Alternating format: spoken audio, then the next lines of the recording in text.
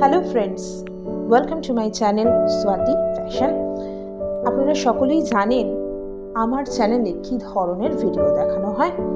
আমার চ্যানেলে drawing related video দেখানো হয়। ভ্যারাইটিস টাইপস অফ ড্রয়িং আমি আমার চ্যানেলে আপনাদের সামনে তুলে ধরবার চেষ্টা করি। তবে আজকে থেকে একটা নতুন অধ্যায়, নতুন চ্যাপ্টার এই চ্যানেলে চালু করা হচ্ছে। আজকে থেকে দেখানো হবে কিভাবে ফ্যাশন ফিগার ড্রয়িং করা হয়, কিভাবে কালার চেঞ্জ করা যায়, কালার তৈরি করা যায়, সেগুলো দেখানো হবে। কত রকমের স্লিভস হতে পারে, কী ধরনের ড্রেস হতে পারে, এভরিথিং, এই প্রত্যেকটা জিনিস নিয়ে আমি রেগুলারলি আপনাদের সামনে আসার চেষ্টা করব এবং সেগুলোকে দেখানোর চেষ্টা করব। তো সবার প্রথমে আজকে আমরা যেটা নিয়ে শুরু করছি সেটা হচ্ছে colour.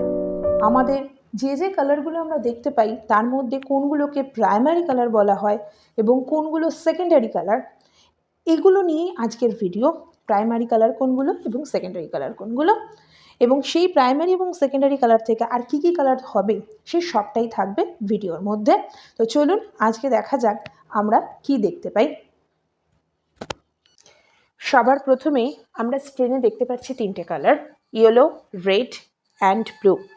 This is primary colour. এবার দেখুন ইয়েলো আর রেডকে মিক্সড করা হচ্ছে।